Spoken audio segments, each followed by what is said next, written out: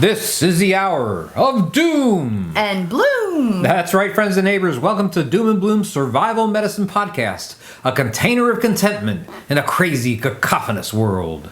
I'm Joe Alton, MD, that old Dr. Bones, co-founder of the survival medicine website doomandbloom.net, where you'll find over 1,200 articles, podcasts, and videos on medical preparedness. And I'm Nurse Amy, also known as Amy Alton. I'm an advanced registered nurse practitioner and a certified nurse midwife. And purveyor of quality medical kits, some one of a kind, at store.doomandbloom.net. Not to mention the hostess with the mostest. She looks sweet and delicate, but she's so tough she flosses with barbed wire. That's how tough she is. On this show, you're going to get the conventional wisdom, but you're also going to get the unconventional, the very unconventional medical wisdom, whatever it takes for your family to get medically prepared for tough times. But before we start, listen to this. All information and opinions voiced on the Survival Medicine Podcast are for entertainment purposes only and do not represent medical advice for anything other than post-apocalyptic settings. We strongly urge our audience to seek modern and standard medical care whenever and wherever it may be available. That's right. Don't listen to a thing we say, but what happens in a disaster when the rescue helicopter's not on the horizon? If the you-know-what hits the fan and they can't get to you, someone in the family better be ready to pick up the flag and take over. Are you that person? You might have to be. Hey, before we get started, I just want to mention that we have completed writing the new 4th edition of the Survival Medicine Handbook, greatly expanded and revised, so much so that the book itself will be physically larger and contain, yes, physically larger, that's right, and contain many new topics and more in-depth information on old ones. When we say bigger, we mean bigger. That's right. I don't want to say this because then they'll have to hold it like that, but it is significantly bigger and a lot more photographs. That's right. That's right. It's been 5 years since the 3rd edition came out, so it was time to update. And we have almost 300 images in this one, and the book has been sent to formatting finally. Yay! So we are hopefully going to have some kind of update in terms of pre-orders and things like that in the very near future. So this is all written, by the way, in the same mindset that the average citizen has to, due to some disaster, become the highest medical asset left to their family. The book's goal is to make that person, the family medic, effective in their role. Absolutely, and I'm not sure if you're aware of this, but I actually do have pre-sales available. Oh, okay. On store.doomandbloom.net. Not on Amazon yet, though. No, okay. Unfortunately, Amazon doesn't allow pre-sales. You have to, when you upload that book, it takes anywhere from, we've had a couple hours to it being put up to 24 hours. And then it's going to be for sale when it's for sale. And hopefully, fingers crossed, 3 to 4 weeks. All right. Well, We'll see. We're not going to hold you to that. No, but you can pre-buy it on my store. So it depends on if you want to wait for Amazon. We have no problem with Amazon. Amazon is our printer, our direct publisher. So feel free to wait for Amazon. They will have free shipping. And you'll be able to write a hopefully nice review. And that always does help us. We really appreciate nice reviews. And our books, of course, if you order from the store, they come signed to you personally. Yeah. That's right, from us. That's what we like to do. Hey, you know what? It is a cruel, cruel summer, like the 80s song goes, and everywhere from Oregon to Montana to New York City, they can experience big problems this year with blackouts taking out the AC and making homes and businesses into sweat boxes more often than ever before. Wait a second. Didn't we just experience that last week? That's right. We did. Our AC died. It happens. And so this is something to worry about. As a matter of fact, in the West, wildfires have burned 3 times the acreage this year as compared to last year at this time. So the family medic better be ready to deal with heat-related illness. This is not something new, by the way. Summer often comes with a vengeance in parts of North America, and heat waves are indeed a common occurrence. Record high temperatures have been recorded in many areas over the past few years, causing so much strain on the power grid that rolling blackouts and brownouts, like I said, in many cities are almost expected events. Yep. Places like New York hit 90 degrees, more than that, 100 degrees sometimes Fahrenheit. Temperatures in Phoenix, Arizona, Las Vegas, Nevada, they reach the 110s. And the air temperature in places like Death Valley, California may reach as high as 125 degrees. That is insane. Wow. Insane. So that's hot stuff. Even in the places that air temperature isn't quite as high, the heat index can surpass the 90s, 100s, and 110s. For those who don't know, the heat index is a measure of the effects of air temperature combined with high humidity. Above 60% relative humidity, loss of heat by perspiration is impaired, and exposure to full sun increases the reported heat index by as much as 10 to 15 degrees Fahrenheit. All of this increases the chances of heat-related illness such as heat stroke and heat exhaustion. People who are used to cool temperatures, by the way, seem to be more prone to these problems than those who are used to hot climates, like down here in South Florida. I'm still not sure that if it was 125 degrees, that I would be able to tolerate that any more than someone who lives in, say, Chicago. I'm not sure that I've developed a heat tolerance, even though, what have we lived down here since 1970-ish? Oh, gosh. Yeah.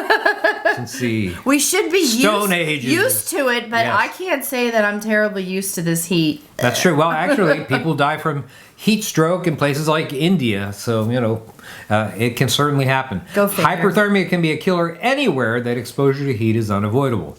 I mean, it's bad enough in the country, but things are even worse in the city, where buildings and roads replace open land and vegetation. Concrete and asphalt surfaces in the sun become much hotter than air temperature, resulting in what they call a heat island effect in the larger populated areas. Rural areas are usually considered to be moister and cooler, which I'm going to go off on a tangent here because this comes to something that happened right here in our neighborhood. And that bothers me and it bewilders me. And it I have no bothers idea. me. Also, right? Well, recently the powers that be around here decided to replace our light gray concrete street paving with black asphalt. Oh my gosh. In South Florida, it gets so hot that anything black that absorbs heat, well, you can fry an egg on. What were they thinking? So we looked up the differences between concrete and asphalt, explained by no other than Bob Villa, the home improvement guy. He says that climate is a major consideration when choosing between asphalt and concrete. Yeah, that's what I'm trying to get at. If you live in an area with very hot summers, you might find an asphalt driveway, let's say, becomes gooey or sticky. Right, when the temperature soars. Exactly. That's right. The cycle of softening in high heat, then rehardening once things cool down, can cause asphalt to crack or sag. So again, I ask, why would they put asphalt in on our street?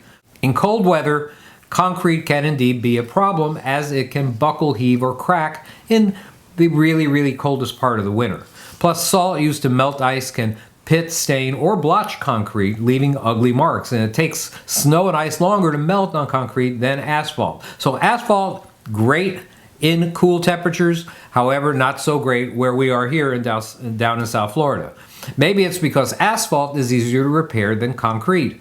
The problem is that it needs it more frequently. Both asphalt and concrete crack, but asphalt tends to deteriorate faster due to its softer consistency.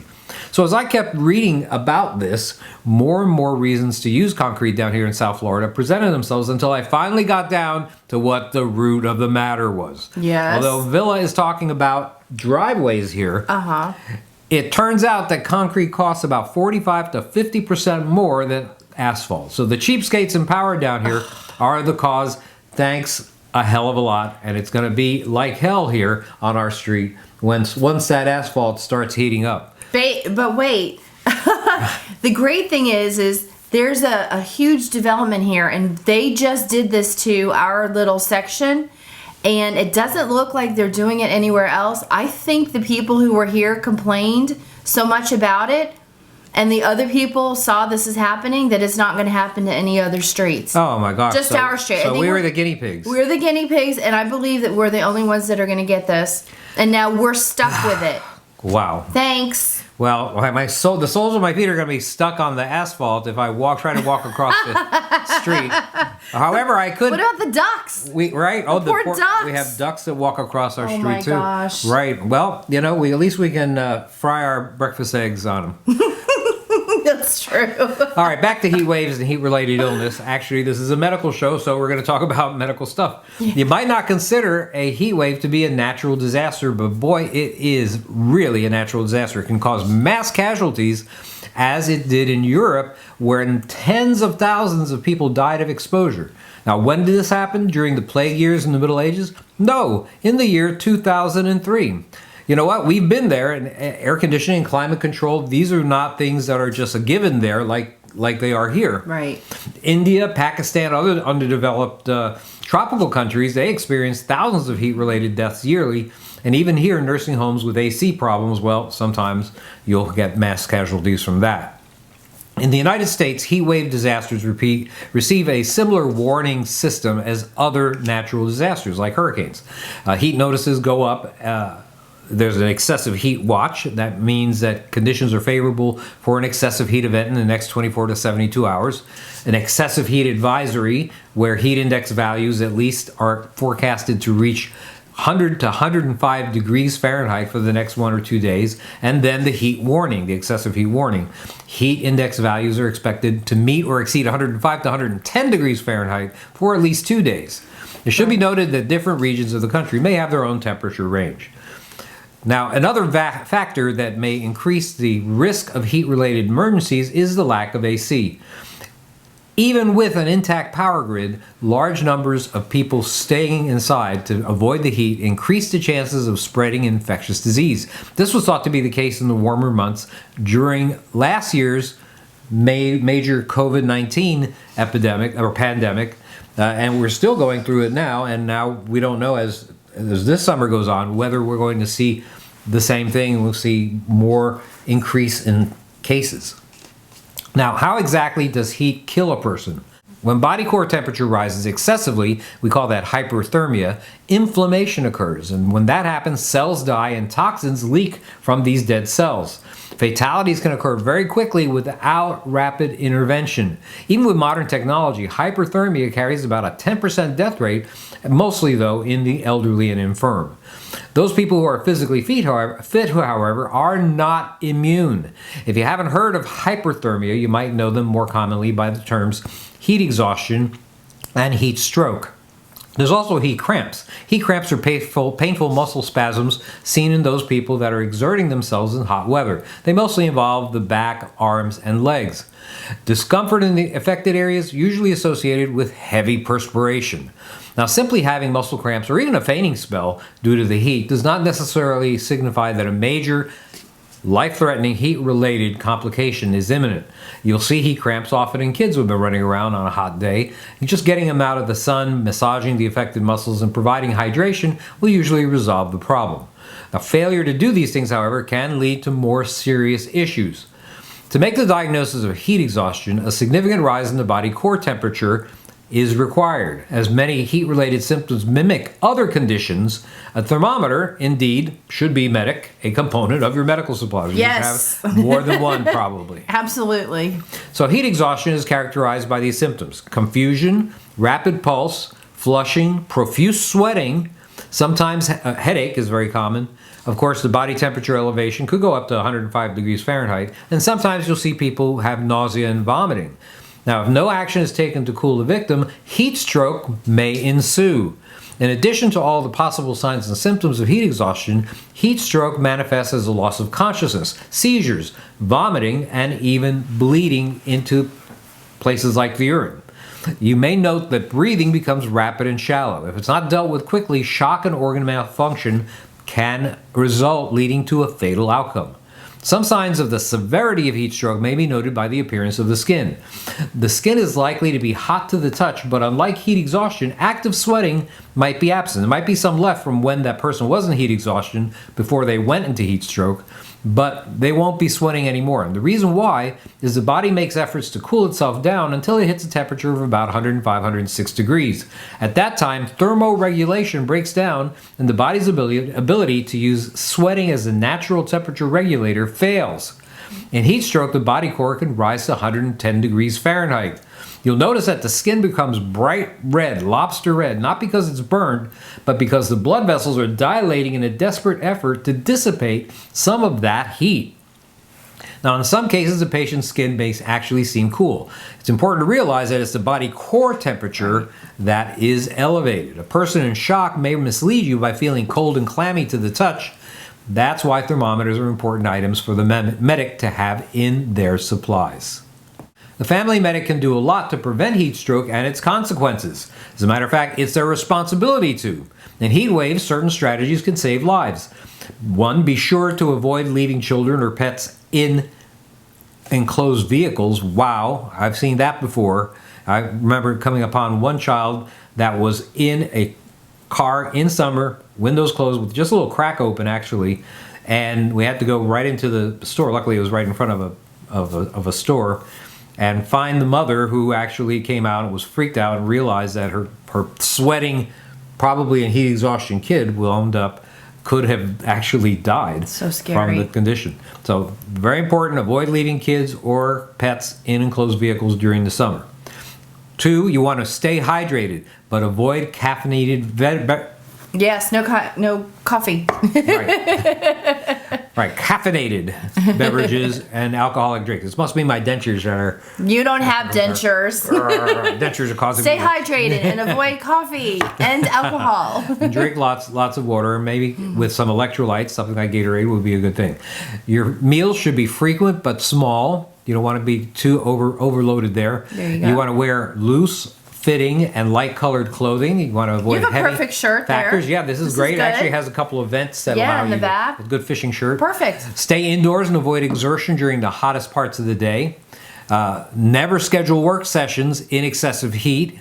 If there's no choice, then you got to have your people rest frequently in the shade. That's important. Yes. And give them fluids regularly and, almost continuously while they're working. Right, and what I was going to say is that's why we don't do a lot of planting of garden stuff in the middle of the day in the summer. That's right. Summer down here in South Florida is our agricultural winter. We do all of our planting and a lot of our gardening and food production is in the winter. But I do have sweet potatoes growing right now. And they look great. They're going to be like this. And the good thing is I put pine straw down when I planted them so I don't have to go weed.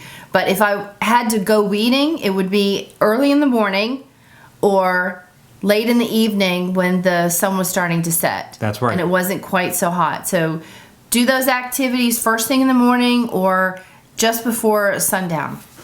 And I want you to be a very good neighbor, good parent, good neighbor. Check frequently on those who are very young, the elderly, and infirm. They're going to be most prone to heat-related illness. And for goodness sake, don't forget your pets. Yeah, they sweat too. They sure do. Another summer issue related to heat is burns caused by exposure to the sun. In most cases, these are going to be first-degree burns. In first-degree burns, the patient may be red as a lobster, but only the superficial layer of the skin, the epidermis, is actually injured. A first-degree burn appears red, warm, and dry. It's going to be painful to the touch, especially where large areas of skin are involved, such as in the case of a major sunburn. Major complications are rare, however. Treatment is simply focused on relieving the discomfort. So if you have a sunburn, immersion in a cool bath will be helpful. At the very least, run a little cool water over an injury if it's a local injury. A cool, moist cloth on the burn for 20 minutes will give some relief, especially if it's applied immediately. So will anti-inflammatory medicines such as ibuprofen. Aloe vera, zinc oxide, benzocaine sprays are effective alternatives. Yeah. Although hydrocortisone cream is really of little help in burns, oral steroids have sometimes been used for that person who got that full body sunburn, spent too much time in the tanning booth. These are things that you might see. Also, they did a study on vitamin D. That if you are exposed to the sun and you get vitamin D into your body within a short period of time, of a couple of hours, it actually decreases your skin reaction to the sunburn that you just had. Well, isn't that interesting? Yes, and I'm going to look up exactly how much you need to take. All right, But you keep talking, and that's when pretty I cool find information. it, I will tell you. Yes. I know that with the sun that you actually absorb vitamin D or absorb vitamin UV light into your skin and helps make vitamin D. Now, adding vitamin D, interesting to know that it might actually help with that. I'll expect the discomfort of a regular sunburn to improve after about 24 hours. Until then, the only thing you have to do is avoid constrictive, tight clothing and wear light fabrics such as cotton. Prevention, of course, worth a pound to cure. To avoid this type of sunburn, don't sunbathe. A tan is not a healthy thing anymore, guys. Avoid the peak sun hours for the time of year and the latitude. Wear long pants and sleeves, hats and sunglasses, although, like I said, loose fitting and light in terms of fabric. And spend time in the shade whenever you possibly can. Now, if extended exposure to sunlight is unavoidable, be certain to use a sunblock. You want to apply this 15 minutes before going outside and reapply frequently during the day. Even water-resistant sunscreen should be reapplied every 1 to 2 hours. If you go to the beach and you go into the water, every time you go into the water, you're washing off the sunscreen that's being rinsed off. So you need to reapply it. Most people fail to put enough of this stuff on, so always be sure to use plenty. Now, as an aside, sunblock and sunscreen are not the same thing. Sunblocks contain tiny particles that block and reflect UV light. A sunscreen contains substances that absorb UV light, thus preventing it from penetrating the skin below. Many commercial products actually contain both of these things. Sunblocks and sunscreen should always be an integral part of your medical storage to prevent burns. I have the study. Ah, okay, go ahead. It was a Case Western study. This is about vitamin D. Mm-hmm. And in the study, 20 participants were randomized to receive a placebo or 50,000, 100,000, or 200,000 IU international mega units doses of vitamin D 1 hour after a UV lamp sunburn on their inner arm. Researchers followed up at 24, 48, and 72 hours and 1 week after and collected skin biopsies for further testing. Yeah. Participants who consumed the highest doses of vitamin D had the longest lasting benefits, including less skin inflammation 48 hours after the burn. Well, how about that? So, although I am not telling you to take 200,000 international units of vitamin D, a study by Case Western in the Science Daily, which you can find on ScienceDaily.com, the title was Vitamin D May Improve Sunburn According to a New Clinical Trial. That is the name of it. Oh, so that's interesting. Maybe you can try some extra vitamin D if you accidentally get a sunburn because you didn't reapply your sunscreen properly. Now, speaking of sunscreen, you see how they rolled that back into sunscreen? I know, and now I'm segueing yes, from the sunscreen. From sunscreen into SPF. Okay. Now, if you have bought sunscreen, you probably saw something that says the SPF and then a number afterwards. SPF stands for Sun Protection Factor, and that rating system was developed all the way back in 1962 to measure the capacity of a product to prevent UV radiation damage. It measures the length of exposure to the sun before you burn. SPF of at least 15 is recommended. It takes about 20 minutes without sunscreen for your skin to start turning red. Now, not for me, though. For you, it's about 2 minutes. Less time for people like her who are so fair-skinned. A product that's SPF 15 should, in theory, delay burning by a factor of 15 or about 5 hours before she starts burning. That is, if you're applying enough of it on, you apply it before you go out, and indeed, don't go into the water, for example, if you go to the beach. And I think that's a good point, is that like you said before, you can't just put it on because as soon as you go in the heat, what happens? You immediately start sweating. And our pores are trying to rid ourselves of what's inside of our body to cool us off. And here we have this sunscreen that's blocking all of our pores. And so it's trying to flush that out. So your body's actually trying to get rid of your sunscreen while it's on. So definitely do that reapplication. That's right. And it's a super important point. So at least, right, exactly. So at least SPF 15. And by the way, higher SPF ratings give even more protection, are especially beneficial to people like Amy with such fair skin. Now, besides the sun, first-degree injuries will most likely be related to cooking or campfires. You want to use hand protection to prevent many of these burns, as will careful supervision of children near campfires and food protection areas. Remember that kids are always curious. They are fascinated by fires, so just be aware. Now, second-degree burns are deeper injuries that penetrate through the superficial epidermis and partially through the deeper layer of the skin called the dermis. Thus, they're also called partial thickness burns. Now, while first-degree burns may cover a large percentage of surface area from being out in the sun without being life-threatening, a relatively small percentage of the area covered with significant second-degree burns may require serious medical intervention, another great reason to prevent them.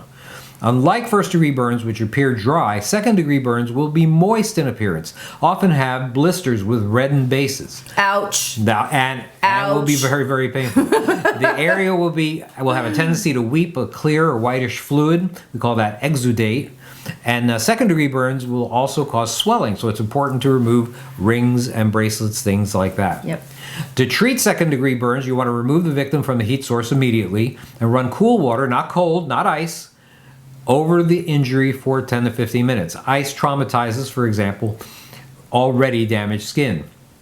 After washing and running water over the wound, pat the area dry. Don't rub it, because remember that skin is damaged. Ouch. Right, exactly. The next step would be to apply moist skin dressing such as Xeroform.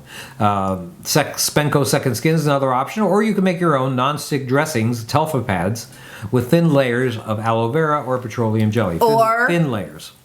Or honey, which Amy is going to be talking about. Right. We're going to segue into that in just a minute. Be sure to replace these regularly and review the progress of healing. That's always important. Other actions should include, like I said before, removing jewelry like rings and bracelets to prevent the painful constriction caused by swelling. Right. Elevate burned extremities. Apply cool compresses. These work best on the neck, armpit, and groin, although recent military studies indicate that cooling of the hands and feet may also help. Avoid the use of ice or even very cold water, as I mentioned before. Give oral pain relief, such as ibuprofen, Advil. Applying anesthetic creams, such as benzocaine or lidocaine. Avoid the lancing of blisters, if possible, unless infected and filled with pus. Some very large blisters will, however, break with the slightest pressure and may benefit from controlled drainage. Speaking of drainage, let's just mention how you should drain it if you have to. If you've got a blister, we're going to do a big giant blister right here. Why don't you show them where you would insert the needle on my big blister here? And do it right there. Right. Just do it again. Okay, there. You're popping now the blister's going down. Now what are you doing with the top of the skin? I'm keeping it on top. Yes. Okay. So it protects. There we go. So most of the time, you'll find that people will feel that this is the appropriate way to go. Avoidance of peeling burned skin. Yes, please don't do that. That's right. With a second-degree burn, you got a real problem if you try to peel off burned skin, because sometimes it comes off in sheets with a second-degree burn. That actually happened to me when I was 8 years old. My family went to the beach all day. By the time we went home, I had blisters all over my back. My parents thought peeling the wet, loose skin would help, so they took a skin edge and pulled off a foot-long strip of skin about 2 inches wide. And that's off an 8-year-old. Don't do that. You want to protect adjacent burned fingers and toes if that's happened with a dry barrier in between. Of course, what's on the skin should be moist, but there should be a dry barrier in between the actual digits. That's something that's important. You want, of course, encourage hydration. That's very, very important. And you might consider using a tenting method to keep sheets above extensive burns. Now, it's important to avoid the use of lard, oils, or butter on burns, although I've heard people say that lavender oil is good for burns.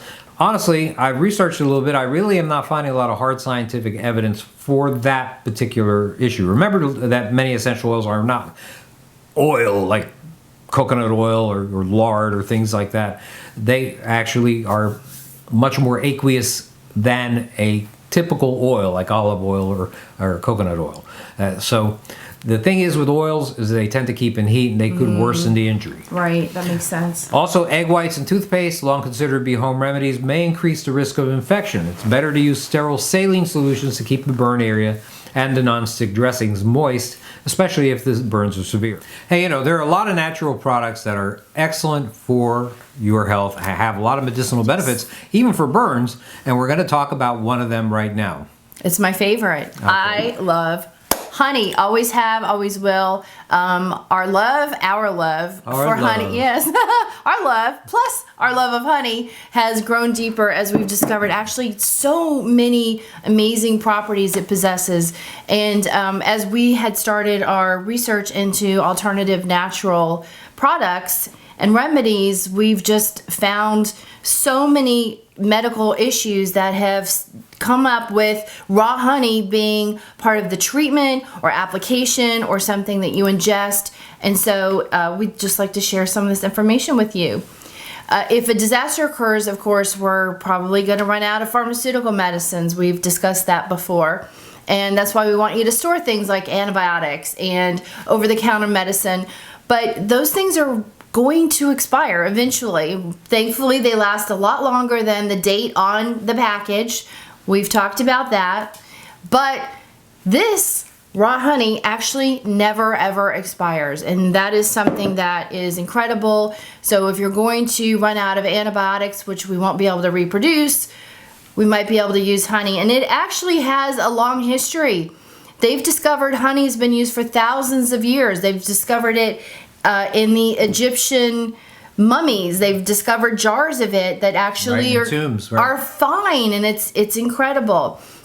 The use of honey is actually called apitherapy, and it's apitherapy, and it includes the use of both honey venom, regular honey, pollen, and something called royal jelly. And these have been used to heal wounds, help sore throats, soothe and calm coughs, provide energy. Of course, we all know if you've got low blood sugar that honey is going to help you provide energy. And of course, to sweeten our drinks and food like tea. Honey is produced, I'm not sure everyone knows this, in the bee's gut. It's then regurgitated, I know that sounds gross. Bee vomit. Bee vomit. Into wax cells in the hive, and they use this honey later on in the season when there are no more flowers and pollen to gather for energy and to survive through the winter. So guess what bees are? They're preppers. Yep. They prepare for the winter.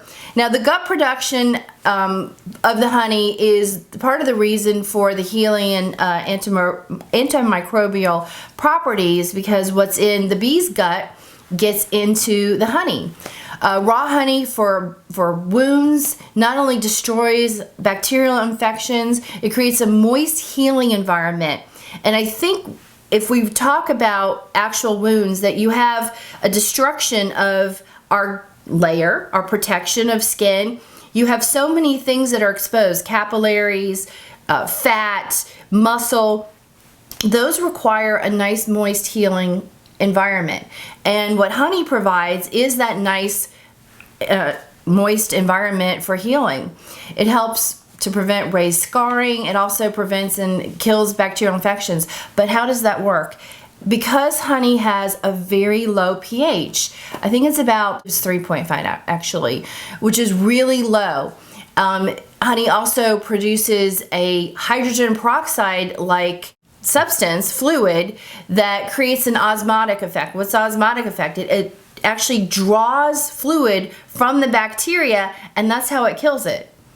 So the acid helps prevent the bacteria from growing, and also it sucks the water out of the bacteria, so that helps kill it too. So it not only prevents infections, but it can help destroy infections. Now, several studies have shown honey heals wounds better and faster, with a dramatic increase in decreased infection rates, especially in burned injuries, which is what we were just talking about. So in addition to maybe using the aloe and other things that you were mentioning, raw honey would be one of our choices for burns, and we've used it ourselves. That's right. On burns. And the easy way to do it is just put it underneath one of those non-adhesive gauze bandages. Right, Telfa pads, non-adherent, non-stick, and put it over. Now, they've also done research, and they have shown that although we have antibiotic-resistant infections out there, that raw honey is effective against MRSA and strep infections. So it's something that if you have an infection and it's just not really responding, if a doctor's treating you, you might suggest he look up raw honey to treat this, or add it to your regimen. You can apply it to cuts, scrapes, burns of any depth, especially if medical help's not on the way. We do talk about how you use it for 2nd and 3rd degree burns. 2nd degree would be generally just, putting it on the gauze. If it's a 3rd degree, which anytime you get a 3rd degree, you need to seek medical help.